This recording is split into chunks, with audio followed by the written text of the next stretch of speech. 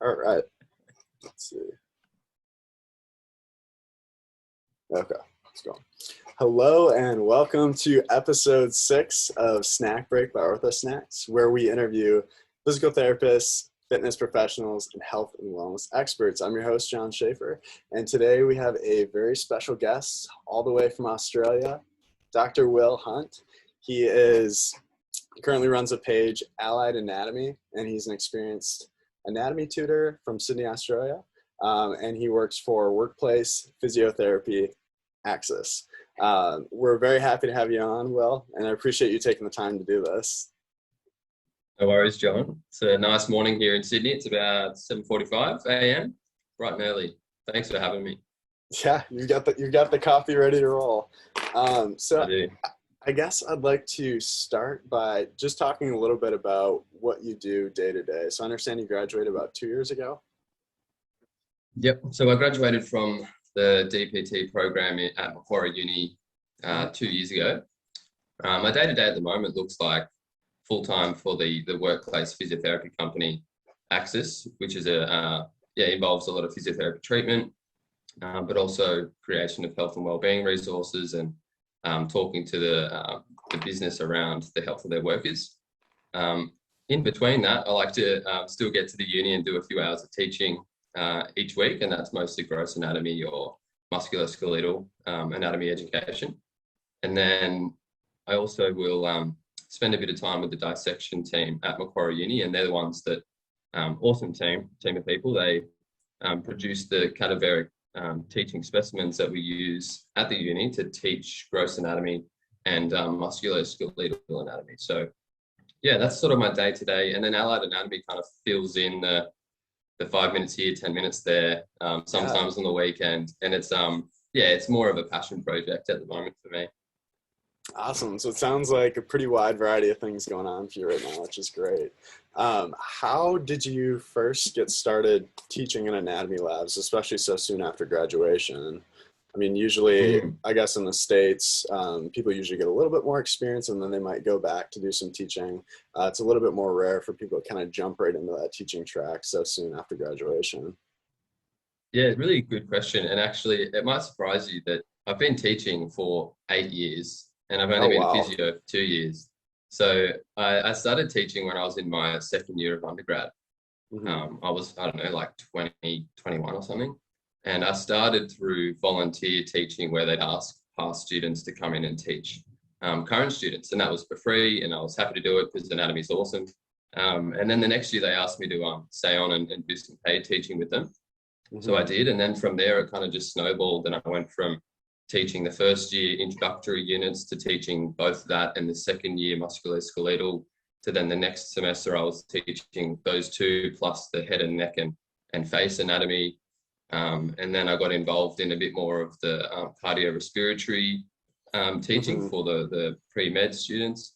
And more recently, I've been doing some clinical anatomy and radiographic anatomy teaching through the uni there. So I kind of got started through volunteering, but it was 7 or 8 years ago. So I feel like I've got more experience as an educator than I do as a phio. You're I'm sure as you know, point. Yeah, physio is very much based on education. So those skills that I've gained through teaching have really helped me through physiotherapy as well. Yeah, that's awesome. So did you get a teaching certificate along the way, or did you just kind of step right in? Yeah. It's funny, right? In Australia, you can't teach primary or secondary education without a uni degree, but you can walk into teaching at uni without any certification. So that's how I did it, man. Like my certification was I got a HD in the unit and then, like 95% or something. And then I was a nice person to work with. And so the person that was in power at the time gave me the opportunity. And then from there, it sort of just... snowballed a bit. Wow, that's awesome. In the States, you need what's like a terminal degree to teach. So either advanced certification like OCS, neurologic specialty, or a PhD. So interesting comparisons. So it is. But keep in mind, I'm not the one. Like I'm not the unit convener. the person who creates the teaching resources, they have a PhD and they're professors. I'm a tutor that will come in and teach their material. So Okay. yeah, I think that's why I can get away with not having any formal qualifications, is because I'm not, I'm not the unit convener. I've done a few lectures here and there, but it's just sort of guest appearances. Cool. And so have you always compiled educational anatomical content, or did it really start when you launched the page Out Anatomy? I guess I was always compiling it because I was teaching, and so having to teach semester after semester means that you're always revising the same stuff multiple times a year because you have to teach the students. And anatomy is one of those things that if you don't frequently use it, it does go from your brain because it's such a detailed topic. So I was compiling for sure.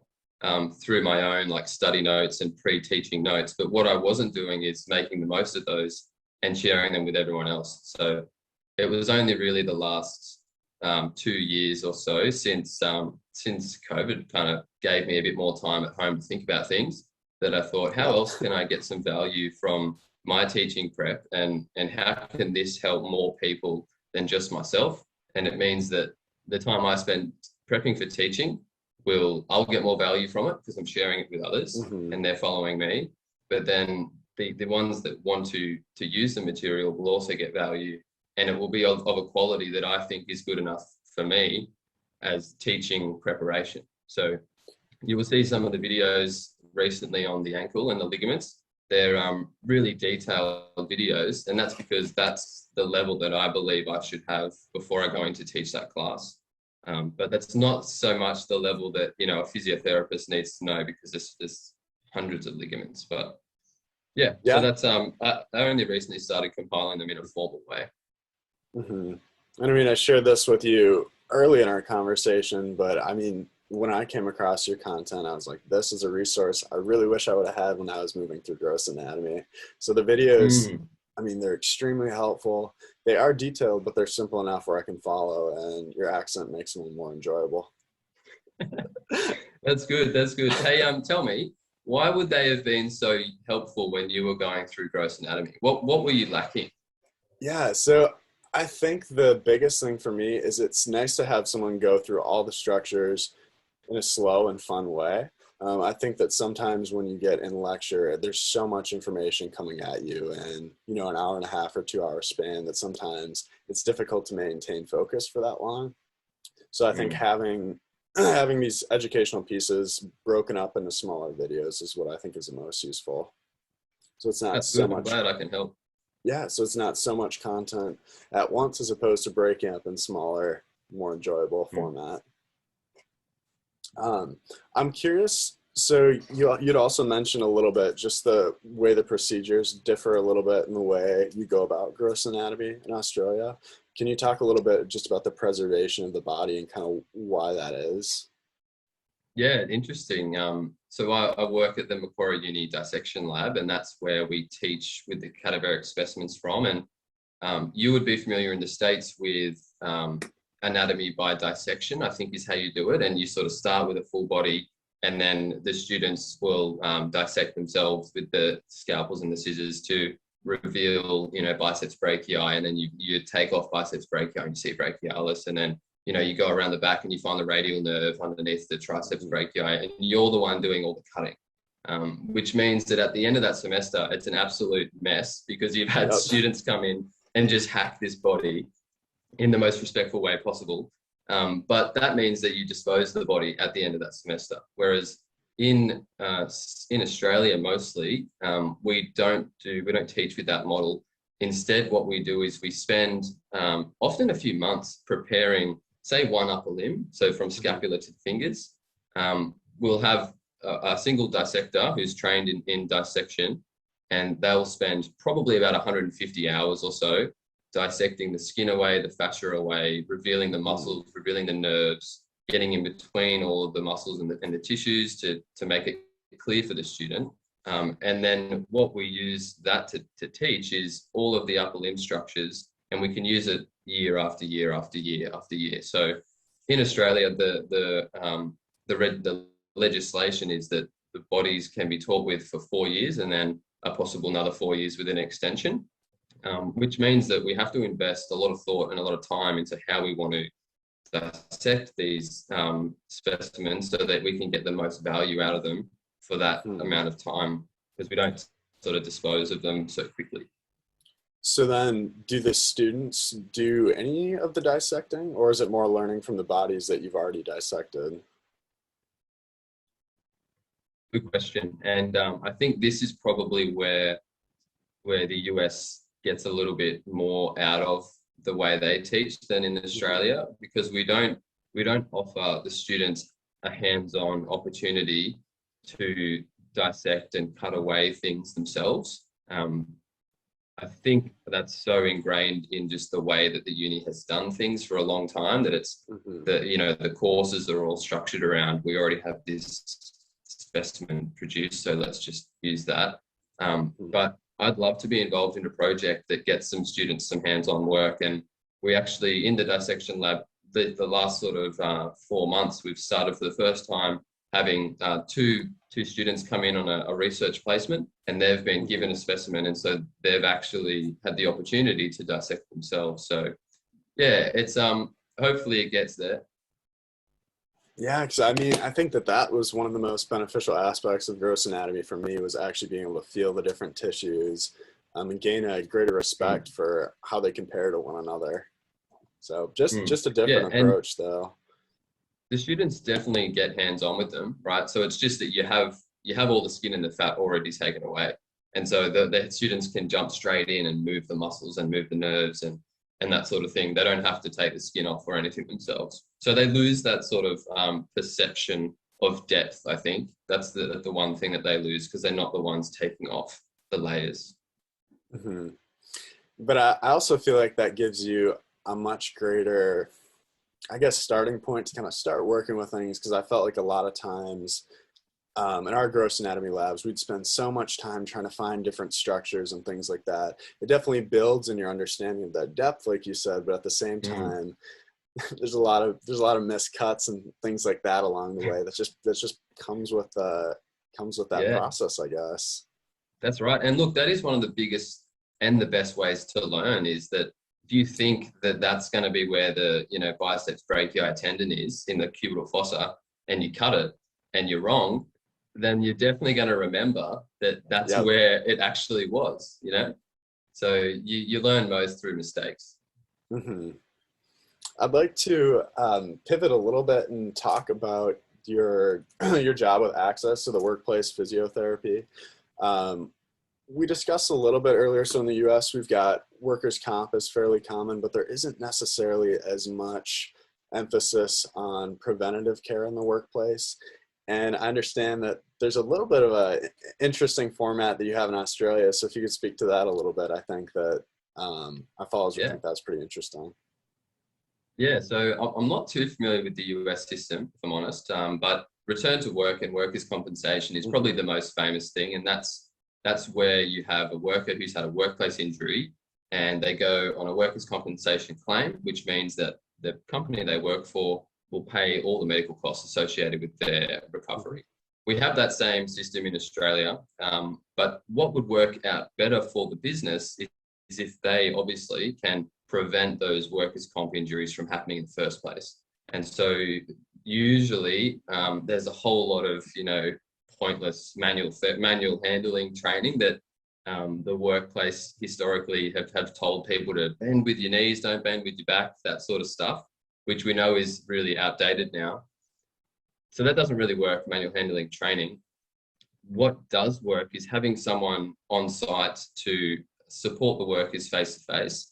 And the way that we've done that with Access is we've positioned ourselves as an on-site physiotherapy treatment center. And so the way it looks like, for example, we have one of the big air carriers in Sydney, they're one of our clients. And so we are set up on the tarmac, or like on the side of the tarmac in a clinic room, not with a massage table next to the planes.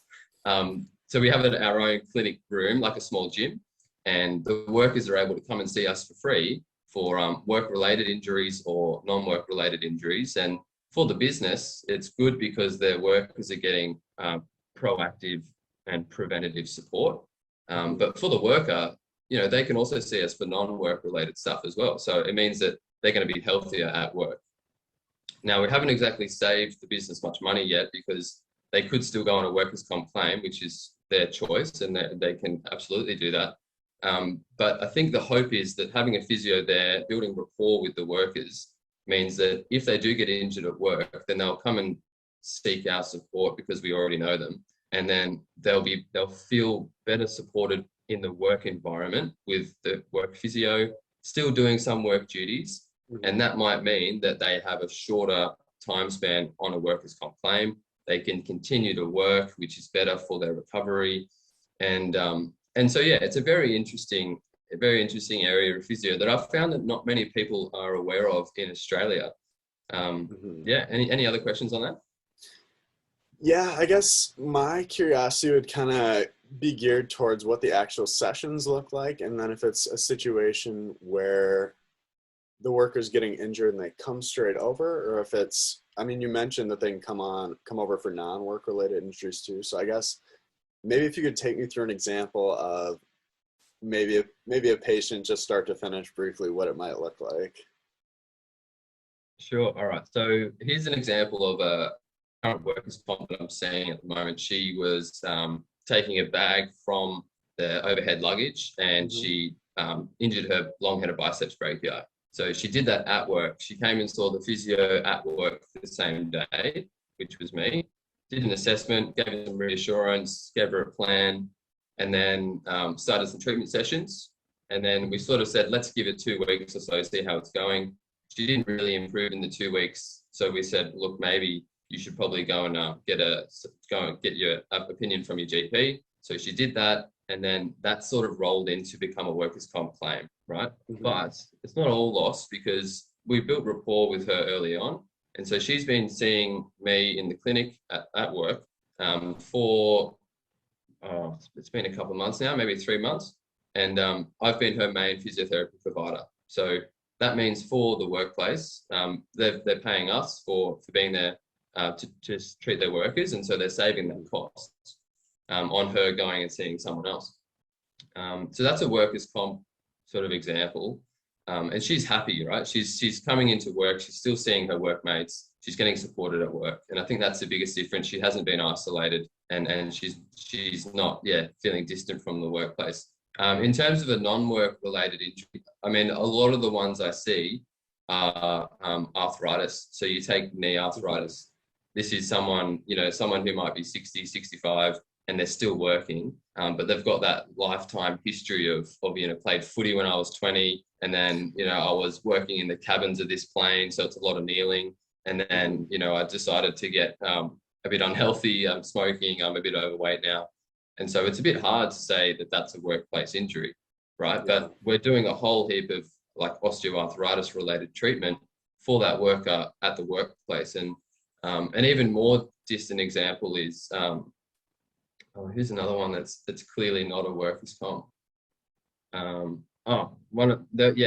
there's this one patient who's about 25, really, really keen runner.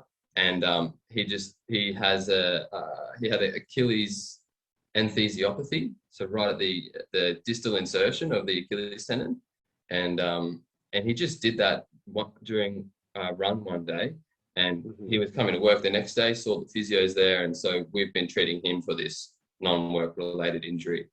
So there's tons of examples. As long as you build good rapport with the workers, then they'll feel comfortable using you.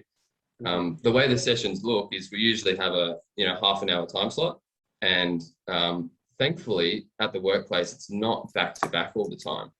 So that's what's different with the private practice, is that often to make money in private practice you have to book your physios out back to back to back to back to back. Whereas at the workplace we don't have to work under that pressure because the payment system's a little bit different for us. So instead we can have like 45-minute session if we want, and we usually work through exercise and a bit of hands-on treatment or a bit of education, or some workplace assessments, whatever's appropriate for that worker in that time. Very interesting. So is this, do you see this growing more in the future in Australia and the US? Or kind of what's your perception of how this is going to grow or change? Because I mean, even you said not many people within Australia are familiar with the services you're providing.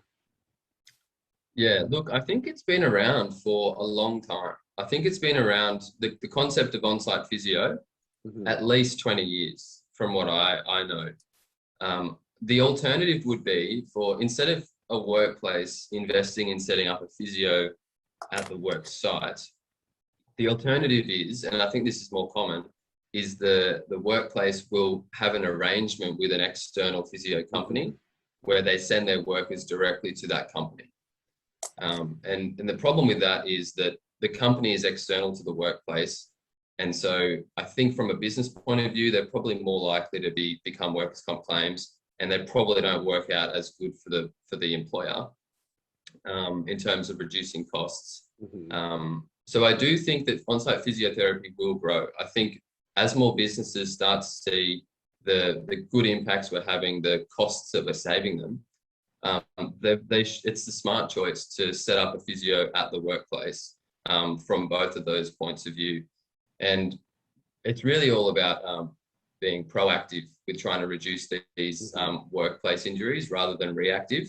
And if you don't have someone at the workspace observing the workers available right now, then it's only ever going to be reactive.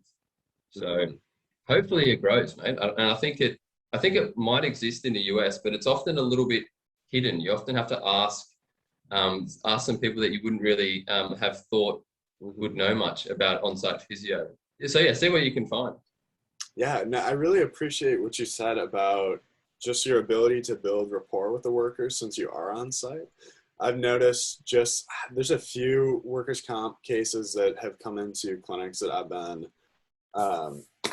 working at for my clinicals, and it just seems like they're a little bit disgruntled from the entire situation, losing distrust in their employer. So I mean, I'm sure if you can build that rapport early on, it's only going to set up for success in the long run in terms of recovery.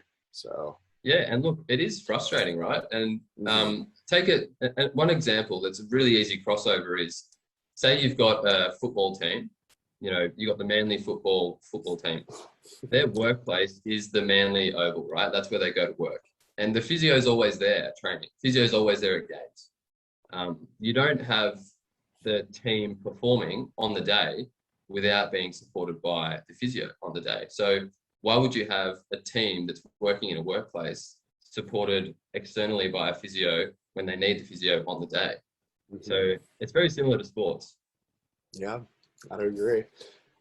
So I guess this kind of fishtails off the last topic, but I guess what are some of the big differences in your perception of what physiotherapy is in the States versus what you're seeing in Australia, and kind of, I guess, maybe the direction you see things going? It's a big question, but I guess I'm just curious on an international perspective. Yeah, good question. I don't really know much about what's happening in the US because I'm not in the US. And my perception of what's happening in Australia is a Sydney-based perception. And I think physiotherapy is such a big area that there's biases everywhere. People have their favorite little ideas everywhere. And I'm going interstate just within Australia, and people are drastically different in what they think. So my perception from the get-go is that there's no right way to be a physio. And I think that just comes from the fact that the people we're treating are different people and they respond to different things. So if we only give one way of treatment, then we're only going to treat one type of person. So it's a benefit to have lots of different ways to see these things, right? More recently, the things that I've been looking into in Australia are courses by an Australian, Jeremy Lewis. He's a shoulder physiotherapy specialist, and he runs a really, really good course that's sort of very evidence-based. If you've read anything around rotator cuff tendinopathy, you've probably read something by him. And his approach is very much away from special tests, orthopedic tests, because we know that they're not as special or specific or valid as what we think they were, right? So instead, what's more useful to both us and the patient is to find the most special test, which is the movement that the patient has problem with. And that could just be straight up flexion, right? And that's going to be your test and retest. So Jeremy Lewis is kind of really, really good for shoulder stuff that I've been looking into. And then for a more broad philosophical point of view is Greg Lehman or Lehman. You heard of him? The name sounds familiar. What is he most known for? He's most known for movement optimism. And it's a bit of a, not the biggest fan of the term, but the idea is that movement is good and movement will fix most things. It doesn't have to be complicated, right? You don't have to do a very, very specific movement to get a very, very specific treatment effect, because we know that doesn't happen. So general movement is just as good.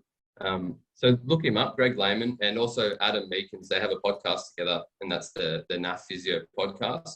Adam Meekins is a little bit more intense about things, but I find him, he's kind of no bullshit, which is really, really good. And he cuts through that crap. But from an Aussie point of view, mate, to get back to your original question, pain science has definitely dominated over the last 5 years.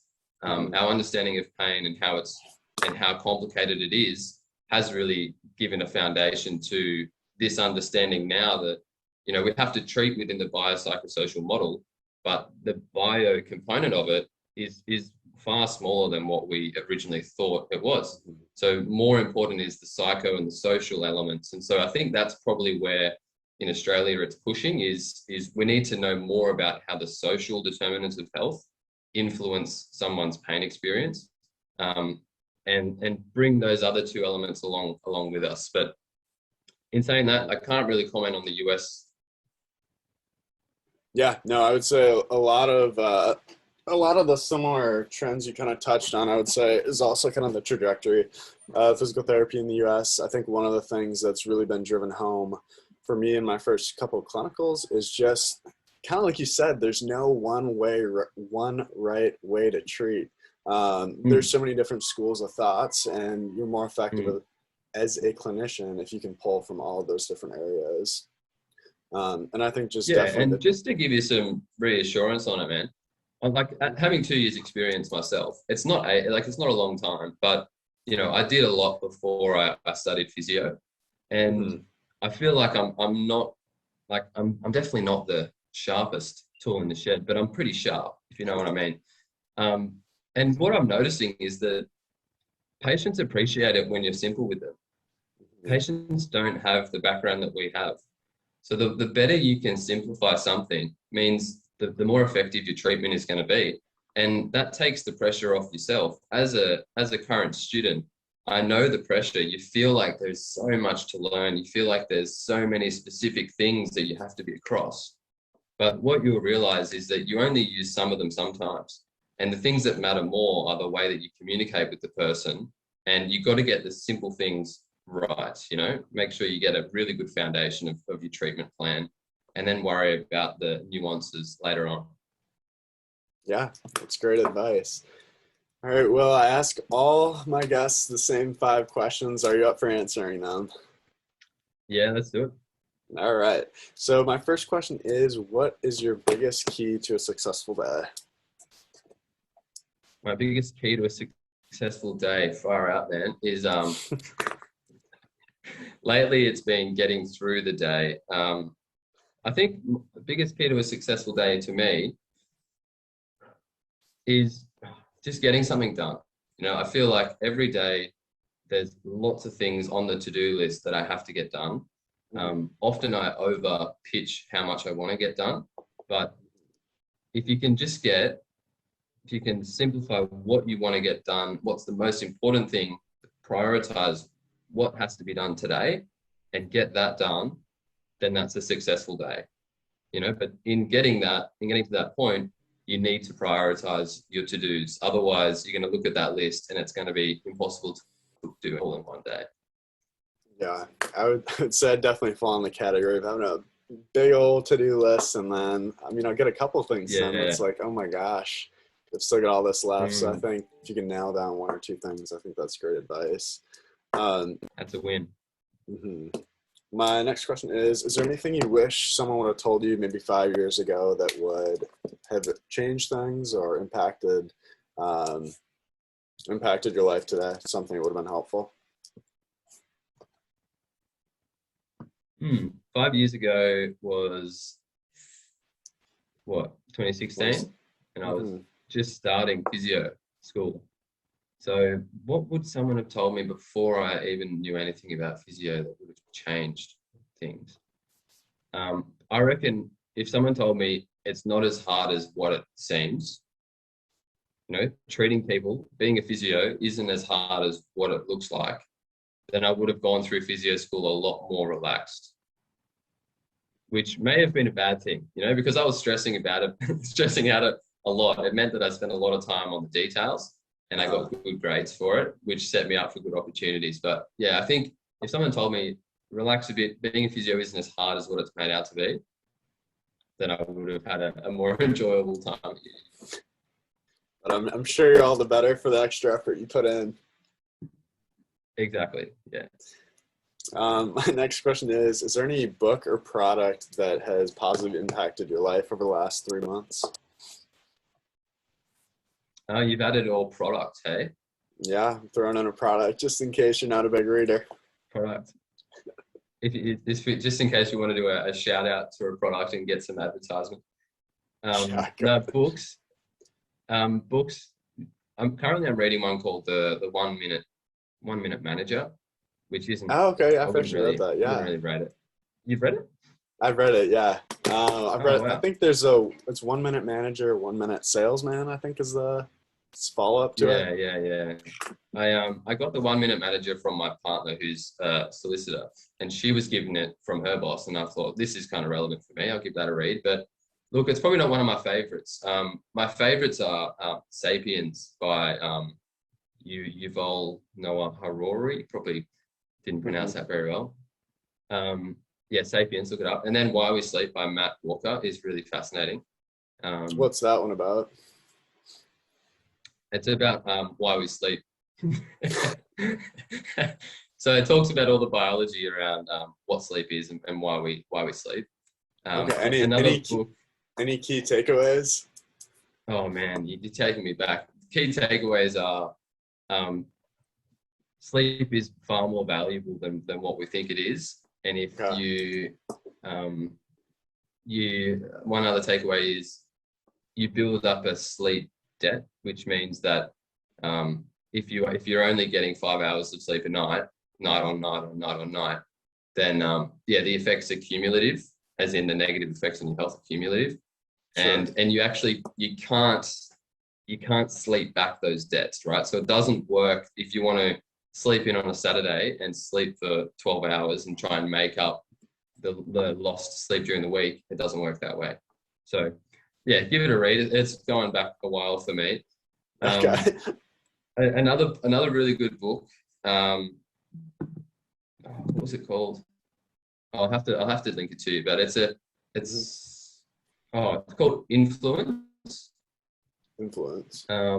Which I'm listening to at the moment. Yeah, Influence, and it's like a book about leadership. Yeah. And then is there any quote or mantra you live your life by? Mate, I've actually got a list. All right, I'll read you the list. Okay. Okay, sure. And it is in order, right? The list is relationships come first. And to me, that means focus on the relationship with the people that you're talking to, not so much the outcome or what you want from that person. Because if you can develop a good relationship, then you're going to get what you're after anyway, and you're probably going to get more from it as well. So relationships come first. This next one was the first one on the list, right? And this is when I was going through uni. Simple is best. If you can keep it simple, that is the best result you're ever going to get. So it works with everything. Keep your study simple, keep your treatment simple, keep your to-do list simple, right? Simplifying is the hardest thing to do because it's the most effective thing to do. Then the third one is, and I'm reading from my phone here, because I've got a little program that reminds me. Calm is contagious. And this is where I think I put this on the list when I was moving across jobs and stuff was getting really, really busy. And I was starting to move into a bit more of a leadership position at the university. And so I realized that if I don't come across as a calm person in a stressful situation, then others will be stressed. And if I'm calm, then that's contagious to the ones around you. So being calm is contagious. You would appreciate that with your patients, right? If you're in hospital and your patients are stressed out, you need to be calm because that calming effect will go on to them as well. Mate, have you got time for another 3 quotes? Yeah, absolutely. Okay, this one is be organized with flexible cooperation. And this one sort of approached that you never know when different opportunities are going to come up. You know, you're probably going to have to pivot and change what you're doing if an opportunity shows itself. So being organized means you have to have all of your stuff, all of your thoughts, all of your projects in order. And then flexible cooperation refers to when an opportunity comes along, you need to be able to pounce on that. And you need to be able to cooperate with many people. And that's how you're going to get that's how you're going to move forwards with what you want to do. So yeah, being organized with flexible cooperation. Last one is, and this is the most recent addition, when the pressure is on, you don't rise to the occasion, you fall to your highest level of preparation. How do you like that one? I like all these. They're jam-packed, and I can tell they all have meaning, and they come at different points in your life when different stuff's been going on. That's awesome. But yeah, this last one's good, man. Like, think of it going through uni. When you're about to sit one of those board exams, right? You don't rise to the occasion. You can't just outperform what you've done previously. You only fall to your highest level of preparation. So you really have to be prepared. So I like it. And the last one, the last one's not so good. Everything is an opportunity. That came up when from one of my bosses when we were having a chat around this new leadership position with the physio company I'm with. And he said, gee, Will, you look at everything like it's an opportunity. And I thought, yeah, I do. And it's a really good mindset to be like, we're lucky in that we can do these things that we love to do. So everything is an opportunity for us. That's great. I keep this little black book that's kind of a running